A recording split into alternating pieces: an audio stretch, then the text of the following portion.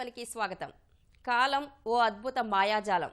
క్రమం తప్పకుండా పగలు రాత్రులను పునరావృతం చేస్తున్న సమయ విభజన సూత్రం. కాలాన్ని రోజులు, నెలలు, సంవత్సరాలుగా తేల్చిన సమయ సూచిక క్యాలెండర్. కాల గతిని ఒడిసిపట్టే కృషిలో రోజుకు 24 గంటల పద్ధతిని ఇటు ఈజిప్టు, బాబిలోనియా, గ్రీకు నాగరికతలు పాటించాయి. మన దేశంలో రోజును 60 గడియలుగా విభజించారు. ఈ క్రమంలోనే కాలం కొలతల కోసం భారతీయ శాస్త్రవేత్త వరాహ మిహిరుని పంచ సైద్ధాంతికత ఆవిష్కృతమైంది. జరుగుతున్న ప్రతి సంఘటనకు సాక్ష్యంగా నిలిచే అద్దం కాలం. అందయుగమైన, స్వర్ణయుగమైన చరిత్రకు ప్రతిబింబం. అంతటి గొప్ప కాల క్రమణిక ఎలా పుట్టింది? అసలు ఏంటి ఈ కాలం కథ? ఇదే అంశంపై ఈరోజు ప్రతిధ్వనిలో చర్చిద్దాం. చర్చలో పాల్గొంటున్న వారు డాక్టర్ బీజీ సిద్ధార్థ గారు, బిర్లా సైన్స్ సెంటర్ విశ్రాంత డైరెక్టర్, ప్రస్తుతం శివకార్ రీసెర్చ్ సెంటర్ డైరెక్టర్గా కూడా పనిచేస్తున్నారు. అండ్ జీవి రామకృష్ణమూర్తి గారు, ప్రముఖ ప్రవచనకర్త. ఇద్దరికి నమస్తే అండి. సిద్ధార్థ గారు, మనం ఇప్పుడు అనుసరిస్తున్న క్యాలెండర్ ఏదైతే ఉందో, ఇప్పుడు సంవత్సరానికి 365 రోజులని, ఇలాగ ఆదివారం, సోమవారం, ఇలాగ వారానికి 7 రోజులు కానీ, 12 మాసాలు కానీ, ఇవన్నీ కూడా అసలు ఎప్పటి నుంచి అమల్లోకి వచ్చాయి? దానికి ముందు అసలు కాల విభజన అనేది ఎలా ఉండేది సార్? ఇది ప్రస్తుతం మనం ఫాలో అవుతున్నది గ్రెగోరియన్ క్యాలెండర్ అంటాము. అంటే ఫర్ మోడర్న్ పర్పసెస్. కానీ క్యాలెండర్ అనేది 12,000 సంవత్సరాల కిందట ఆరంభమైంది. ఎందుకు ఆరంభమైందంటే అప్పుడు కృషి అంటే అగ్రికల్చర్ స్టార్ట్ అయింది. అగ్రికల్చర్కి టైం ఎప్పుడు మన సీడ్స్ వేయాలో, ఎప్పుడు పంట ఇచ్చేయాలో, రీప్ ద థింగ్, ఇటువంటివన్నీ వచ్చే అగ్రికల్చర్ తోటి. కనుక అగ్రికల్చర్ ఎంత ఓల్డ్, క్యాలెండర్ కూడా in some form are the other అంత ఓల్డ్. అంటే మనం we're going to 10,000 BC. So చాలానే సివిలైజేషన్స్ వాళ్ళకి కన్వీనియంట్ అయిన క్యాలెండర్స్ చేశారు. ఈజిప్ట్ వాళ్ళకి, గ్రీస్ వాళ్ళకి. కానీ ఇండియన్ క్యాలెండర్ అన్నిటికంటే పురాతనమైనది.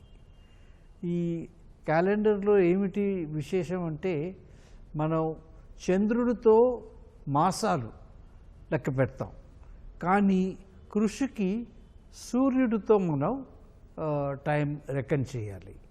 ఈ రెండింటినీ రికన్సైల్ చేయడం అంటే చంద్రుడి తాలూకు మాసాలు, సూర్యుడి తాలూకు సంవత్సరం, ఈ రెండు ఎలాగొస్తాయో అదే ఒక చాలా పెద్ద సైన్స్ అని చెప్పవచ్చు. ఇండియాలోని ఋగ్వేదం నుంచి ఇది ఆరంభమైంది.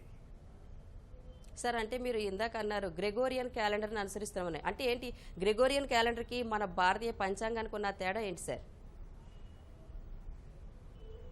ఈ గ్రెగోరియన్ అంటే ప్యూర్లీ సూర్యుడి తాలూకు మోషన్స్ ప్రకారం, అంటే ఒక సంవత్సరం ఇది అది. కానీ మన క్యాలెండర్ పంచాంగం అంటాం, అదేమిటంటే మాసాలు సూర్యుడితో వెళ్ళవు, చంద్రుడితో వెళ్తాయి. కానీ సంవత్సరం మళ్ళీ సూర్యుడితోటి. ఈ రెండింటికి కొంచెం తేడా ఉంది కనుక కొన్ని రోజులు ఇటు అటు అధిక మాసము ఇలా అంటాం మనం. అధిక మాసం అందువల్లే వచ్చింది. ఈ రెండు సింపుల్గా చెప్పాలంటే రెండింటికి ఉన్న తేడా వల్ల అధిక మాసంతో మళ్ళీ we come back to the solar calendar. అది Gregorian calendar. Right sir. Ramakrishnamurthy garu, అసలు శాస్త్రి గారు కాలం అంటే ఏంటి? ఈ భారతీయ ఖగోళ శాస్త్రాలు, పురాణ గ్రంథాలు కాలాన్ని ఎలా నిర్వచించాయి సార్? మొదట పురాణ ప్రమాణాన్ని తెలియజేస్తానమ్మా. చెప్పండి. పురాణంలో కపిలుడు దేవహూతికి సమాధానం ఈ ప్రశ్నకు ఇచ్చాడు. ఆయన అంటాడు, కాలం అంటే బాహ్యంగా ఉన్న పరమాత్మ స్వరూపమే. పరమాత్మ అంతర్ముఖంగా ఉన్నప్పుడు ఇంద్రియాలను అంతర్ముఖం చేసుకుని నువ్వు చూడగలిగితే ఆయన సాయుధ్యం లభిస్తుంది. అలా కాకుండా ఇంద్రియాలను బహిర్ముఖం చేసి విషయ వాసనల వెంట పరిగెత్తితే కాలంలో నువ్వు అంతమైపోతావు. కాబట్టి బాహ్యమైనటువంటి పరమాత్మ స్వరూపమే కాలము.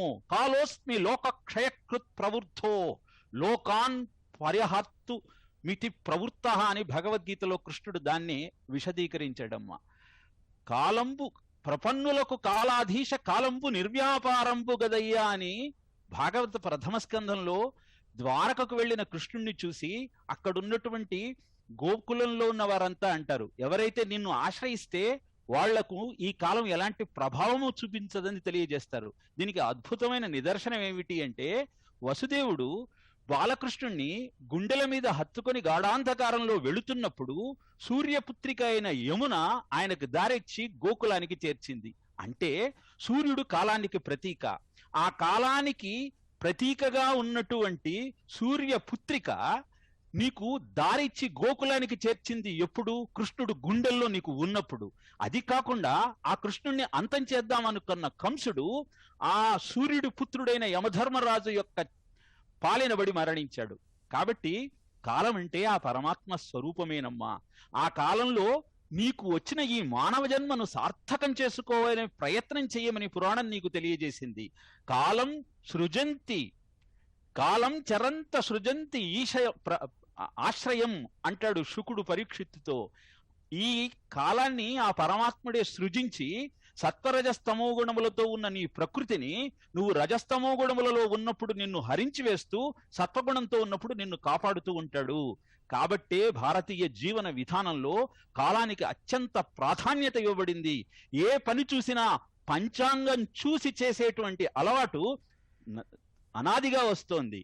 అంతేకాదమ్మా, ఖగోళ శాస్త్ర రీత్యా చూస్తే మీరు ఇందాక 60 ఘడియలు 30 ముహూర్తాలుగా భారతీయుడు చెప్పాడు, పాశ్చాత్యుడు 24 గంటలుగా దీన్ని తెలియజేశాడు. అంటే మన యొక్క బేసిక్ యూనిట్ ఆఫ్ టైము క్రతి త్రుటి అని చెబుతాం. త్రుటిలో తప్పిపోయింది అంటాం. త్రుటి అంటే సెకనులో 300 వంతును త్రుటి అంటాం. అంటే భారతీయ జీవన విధానంలో మనం కాలానికి ఎంత ప్రాధాన్యత ఇచ్చామో, క్షణాన్ని, త్రుటిని, క్రతిని కూడా లెక్కించాము. అంటే నాయన, ఎక్కటి మానవ జన్మం ఎత్తిన ఫలమేమున్నది? మా అంటే వద్దు, నవ అంటే కొత్త, జన్మ అంటే పుట్టుక. మానవ జన్మ అంటే మళ్ళీ నీకు పుట్టుక లేకుండా చేసుకోవడానికి అవసరమైన అద్భుతమైన సమయమే ఈ కాలము. దీన్ని సరిగ్గా నువ్వు ఉపయోగించుకోగలిగితే నీ జీవితం ధన్యము. అందుకే ఖగోళ శాస్త్రంలో తిథి వారంచ నక్షత్రం యోగం కరణమేవచ అంటూ తిథి వార నక్షత్ర యోగ కరణాలుగా 5గా విభజించి మనకు ప్రతిపాదించటం జరిగింది. ఇక ఈ ఒక్క విషయం చెప్పి ముగిస్తానమ్మా. మీరు పురాణము ఖగోళము అన్నారు, నేను విజ్ఞానం కూడా చెప్తాను. మీరు ఇందాకటి దాకా బాహ్యమైన కాలంలో పట్టి కొట్టుకుపోతున్నాం అన్నాం కదా, మరి ఈ కాలాన్ని జయించాలి అంటే ఎలా? అంటే మనకు విజ్ఞాన శాస్త్రం ఒక మాట చెప్పింది, నీ స్పీడ్ గనక లైట్ స్పీడ్తో ఏకమైతే you can get into the time. అంటే టైం ట్రావెలింగ్ చేయవచ్చు, భూతకాలంలోకి భవిష్యత్తు కాలంలోకి వెళ్ళవచ్చు. టైం డైలేషన్ అని చెప్పబడేటువంటి ఈ ప్రక్రియ ఏం చేస్తోందంటే, తపశక్తి ద్వారా నీ యొక్క శక్తిని పెంచుకొని నీ వేగాన్ని కాంతి వేగంతో గనక సరి చేసుకోగలిగితే కాలంలో, అంటే ఒక ఆబ్జెక్ట్ ను చూడటానికి 3 డైమెన్షన్స్ ఉంటే 4th డైమెన్షన్ ఇస్ టైం. ఇలా విజ్ఞానము, పురాణము, ఖగోళము చెప్పే సత్యం ఒక్కటే, కాలాన్ని సద్వినియోగం చేసుకో, జీవితాన్ని ధన్యంగా తీర్చిదిద్దుకో. ఓకే అండి. సిద్ధార్థ గారు, ఇప్పుడు ఈ క్యాలెండర్ అనేది ప్రపంచవ్యాప్తంగా ఒకేసారి వాడుకలోకి వచ్చిందా, లేదంటే వేర్వేరు సమయాల్లో వాడుకలోకి వచ్చిందా? వేర్వేరు సమయాల్లో వేరువేరు సభ్యతలు వాళ్ళ క్యాలెండర్స్ చేసుకున్నారు. ఒక సభ్యత క్యాలెండర్ చేసినా మళ్ళీ అది మారింది టైంతో. కనుక క్యాలెండర్ అనేది ఇప్పుడు ప్రస్తుతం ఓన్లీ ఫ్యూ సెంచరీస్ నుంచి స్టాండర్డైజ్ అయిపోయి we're all using it. Otherwise it has been changing from place to place, time to time also. సరే, ఒకేసారి వచ్చినప్పుడు ఎందుకు ఒక్కొక్క కంట్రీలో ఒక్కొక్క రకంగా మనకి ఈ టైమింగ్ స్టాండర్డ్ అనేది డిఫరెంట్గా ఉంటుంది? అంటే it depends on the culture. ఇప్పుడు ఇస్లామిక్ కల్చర్ తీసుకోండి, వాళ్ళకి అగ్రికల్చర్ లేదు కనుక their calendar is purely lunar calendar. Lunar calendar చాలా యాక్యురేట్, ఎందుకంటే చంద్రుడు ఉన్నప్పుడు మనం నక్షత్రాలని చూడగలం. నక్షత్రాలేమో ఒక బ్యాక్గ్రౌండ్ అన్నమాట, ఒక scale to calibrate the motions of the moon. కానీ ఎక్కడైతే అగ్రికల్చర్ ఉందో అక్కడ సూర్యుడిని తేవాలి. Then it becomes a lunisolar calendar. ఇండియాలోని మళ్ళీ ఈవెన్ జూడైక్ పీపుల్ ఆల్సో, వాళ్ళకు కూడా లూనీ సోలార్ క్యాలెండర్. కానీ most countries are either solar calendar. Now majority are solar calendar. అంత యూనిఫార్మిటీ వచ్చింది. But a few countries are still lunar calendar. Okay, అంటే అక్కడ ఉన్న దేశ పరిస్థితులను బట్టి, వాళ్ళ వాతావరణాన్ని బట్టి, అవసరాలను బట్టి మారిందంటారు. అవసరం పట్టి. ఓకే, అగ్రికల్చర్ లేకపోతే ఒక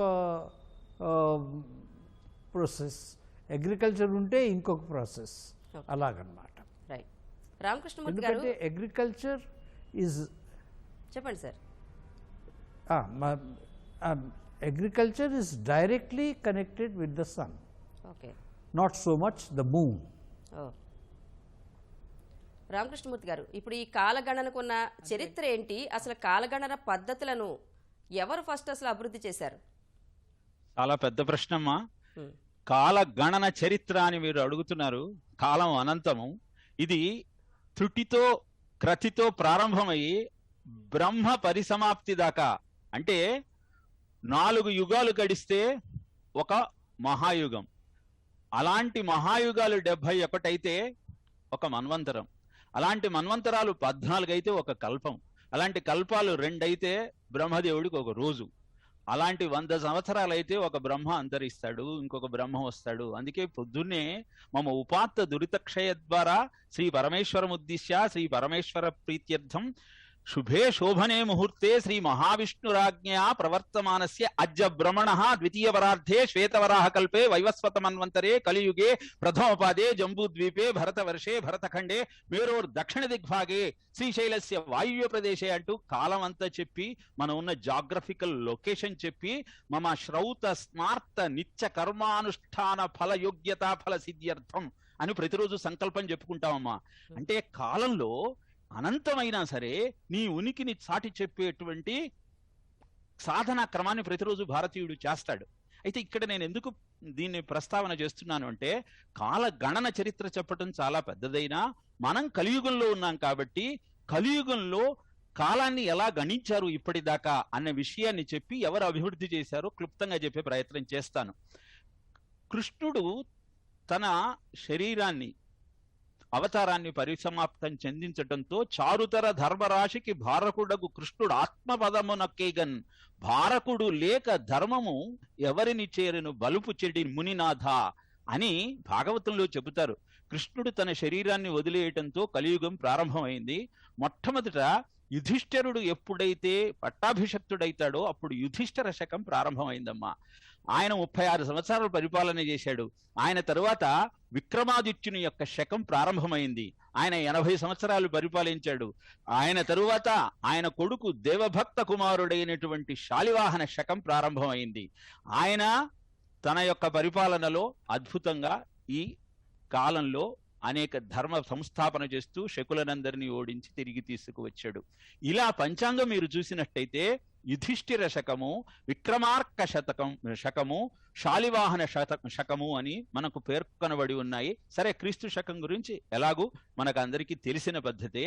ఇప్పుడు మనకు కలియుగ ప్రారంభమయ్యి ఎన్ని సంవత్సరాలైంది అంటే, కృష్ణుడు తన శరీరాన్ని వదిలినప్పుడు 3102వ సంవత్సరం ఫిబ్రవరి 20వ తారీఖు అర్ధరాత్రి 2:27:30 కలియుగం ప్రారంభమైందమ్మా. మీకు ఎలా తెలుసు అంటే, అప్పుడున్న గ్రహస్థితి 7 గ్రహాలు మేషరాశిలో ఎప్పుడున్నాయో అప్పుడు కలియుగం ప్రారంభమైంది శాస్త్రం చెప్పింది. కాబట్టి అంత యాక్యురేట్గా మనము మన ఖగోళ శాస్త్రాన్ని అనుసరించి కాల నిర్ణయం చేయవచ్చు. సూర్య సిద్ధాంతాన్ని అనుసరించి వేదాంగమైన జ్యోతిష్యాన్ని మనం ఆధారంగా చేసుకొని ఈ కాల గణన ప్రారంభించారు 3వ శతాబ్దంలో. తర్వాత 499వ సంవత్సరంలో మన ఆర్యభట్టు, 6వ శతాబ్దంలో వరాహమిహిరుడు, 12వ శతాబ్దంలో భాస్కరాచార్యుడు ఓకే ఈ కాల గణనను అభివృద్ధి చేస్తూ ఈ కాల గణన చరిత్రను మనకు తెలియజేసి ఈ రోజు Right. ముహూర్తం నిర్ణయించడానికి ఉపయోగపడేటట్టు చేశారు. సిద్ధార్థ్ గారు, ఇందాక మీరు మాట్లాడుతూ చెప్పారు ఈ స్టాండర్డ్ టైం అనేది దేశ అవసరాలను బట్టి మారుతూ ఉంటుందని. ఈ ఇండియన్ స్టాండర్డ్ టైం అనేది ఎప్పటి నుంచి మనకు అమల్లోకి వచ్చింది? ఈ టైం స్కేలింగ్లో అక్షాంశాలు రేఖాంశాల పాత్ర ఎలా ఉంటుంది సార్? సుమారు 100 సంవత్సరాల నుంచి మనం ఇదే ఫాలో అవుతున్నామండి. దీనికి ఏమిటంటే టైంకి ఫర్ ఎనీ కంట్రీ మెరిడియన్ ద్వారా, మెరిడియన్ అంటే మీరు ఇప్పుడు అన్నారే లాంగిట్యూడ్ ద్వారా ఇది మనం డిటర్మిన్ చేస్తాం. ఓకే ఫర్ ఎగ్జాంపుల్ పాకిస్తాన్ 50 సంవత్సరాల కిందట was having east Pakistan and west Pakistan. రెండు దేశాలకి వేరే వేరే మెరిడియన్స్, గంట సేపు తేడా వెస్ట్ పాకిస్తాన్కి ఈస్ట్ పాకిస్తాన్కి. మనకి అదేమీ లేకుండా అది చాలా కన్ఫ్యూజింగ్గా ఉంటుంది. ఇప్పుడు అస్సాంలో 3 o'clock కానీ బాంబేలో 2 o'clock, that leads to confusion. కనుక ఒక సెంట్రల్ మెరిడియన్ మనం తీసుకున్నాం. అది అలహాబాద్ దగ్గర నుంచి it goes right down Sri Lanka వరకు. అండ్ ఆ మెరిడియన్ లాంగిట్యూడ్ అంటే మీరు ఏదో అన్నారే అక్షాంశాలు రేఖాంశాలు, ఆ రేఖ మీద ఆ రేఖతో the time is taken. Okay Ramakrishnamurthy garu, ఇప్పుడు ఇప్పుడు అనదర్ ఇంట్రెస్టింగ్ ఫీచర్, చెప్పండి సార్. Carry on. చెప్పండి సార్, చెప్పండి.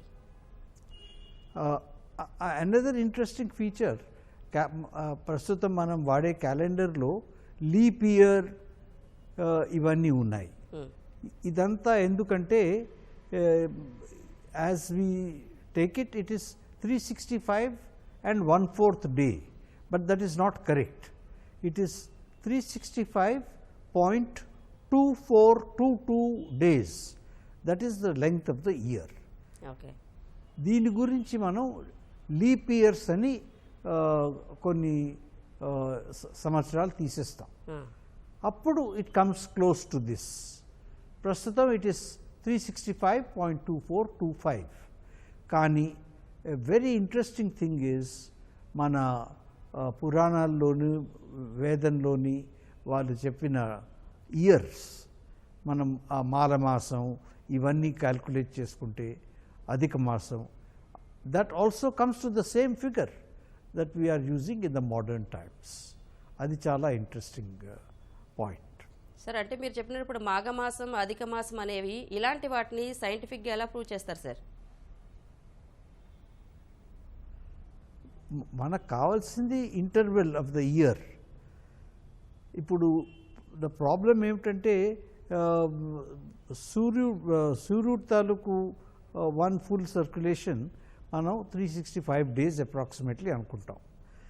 చంద్రుడి తాలూకు 354 days చంద్రుడిని తీసుకుంటే it comes to that year. కనుక there is a difference of about 13 days or so. అది ప్రతి 3 సంవత్సరాలకి it becomes 39 days, which is approximately 1 month. ఇలాగ చాలా అప్రాక్సిమేషన్స్తో ఇంకా యాక్యురేట్గా అయ్యి they brought it to an exact level of modern science. For example చెప్పాలంటే మన దేర్ ఈజ్ ఎ నైస్ విశ్వామిత్రుడికి అట్రిబ్యూట్ చేస్తాము. ఒక ఫార్ములా ఉంది వేదంలోనే, నాట్ పురాణం. అదేమిటంటే 3339 దేవతలు అగ్నిని వర్షిప్ చేస్తాయండి. అదేమిటంటే అగ్ని అంటే సన్ అనుకోండి, అది చేసుకుంటే exactly present modern value we get. కనుక చాలా అద్భుతమైన విషయాలు ఉన్నాయి. కానీ ఎవరికి వేదం అంటే తెలీదు, పురాణాలు అంటే తెలుసు. Puranas are not accurate. అవేమో ఈ Aryabhata, Varahamihira, they were all not very old in one sense. వేదాలతో కంపేర్ చేస్తే అది 10,000 BC, వీళ్ళందరూ 500 AD. But they did something. వరామీరాకి పంచసిద్ధాంతిక ఎందుకన్నామంటే అప్పుడు 5 సిద్ధాంతాలు అంటే ఈ థియరీస్ ఉన్నాయి పాతవి, వాటిని వరామీరా వాజ్ ఎన్ ఎడిటర్. ఆ 5 పితామహ సిద్ధాంత, పితామహ అంటే భీష్ముడు, ఇటువంటివి ఆ 5 సిద్ధాంతాలని కంపైల్ చేశాడు, ఎడిట్ చేశాడు. But it is not Vedic. It is definitely much after the Vedas. Okay. Vedas were more accurate. Right sir.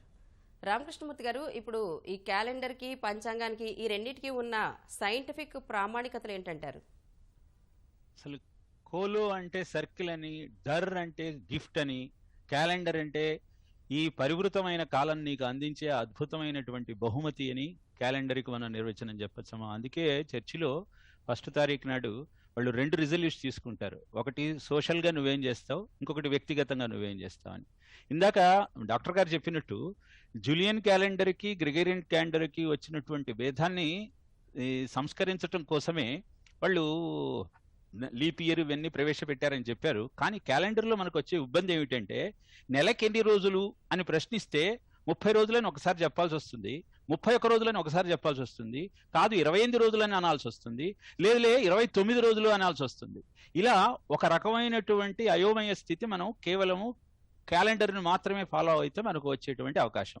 ఇంకొకటి, క్యాలెండర్లో మీకు ఒక రోజు వచ్చినటువంటి తిథి లేదా ఆ సమయం మళ్ళీ తిరిగి రాదు. కానీ పంచాంగంలో ప్రభవ సంవత్సరం నుంచి అక్షయ సంవత్సరం దాకా ఉన్న 60 సంవత్సరాలు మళ్ళీ పరివృతమవుతూ ఈరోజు మార్గశిర ద్వాదశి అనుకోండి, మళ్ళీ ప్లవనామ సంవత్సర మార్గశిర ద్వాదశిని మనం చూడవచ్చు. ఇలా భారతీయ జీవనమంతా ఈ జనన మరణ చక్రంలో నువ్వు అంతం కాకుండా ఈ కాలాన్ని అధిగమించి కాలస్వరూపుడైన ఆ భగవంతుడిని చేరుకోవటానికి అవసరమైన సాధన చేయడానికి ఉపయుక్తమైనటువంటి క్రమాన్ని బోధించేదే పంచాంగం అమ్మ. క్యాలెండర్కి పంచాంగానికి మనం కంపేర్ చేసినప్పుడు తిథి అంటే భగవత్ స్వరూపం అని, వారం అంటే ఆ కాలస్వరూపము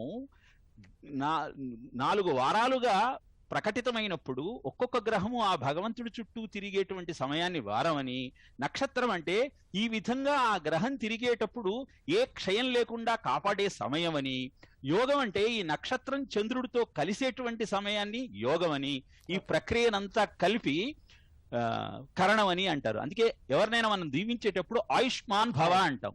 ఆయుష్మాన్ అనేది యోగాలలో ఉత్తమము, భవము అనేది కరణంలో ఉత్తమము.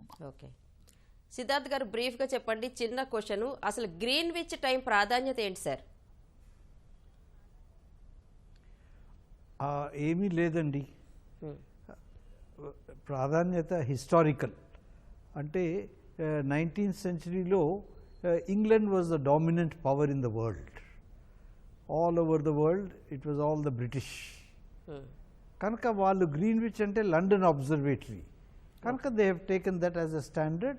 Historically, we are continuing with that. If India was the dominant power in the world, then Indian Standard Time would have been the dominant thing. So, ekkado we need some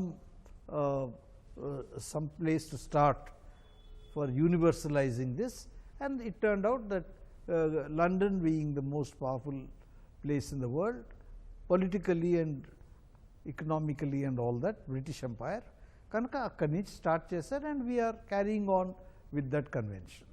Nothing more, it's just a convention. Right sir. చర్చలో పాల్గొన్న సిద్ధార్థ్ గారు, రామకృష్ణమూర్తి గారు, thank you very much sir. ఇది నేటి ప్రతిధ్వని. నమస్తే.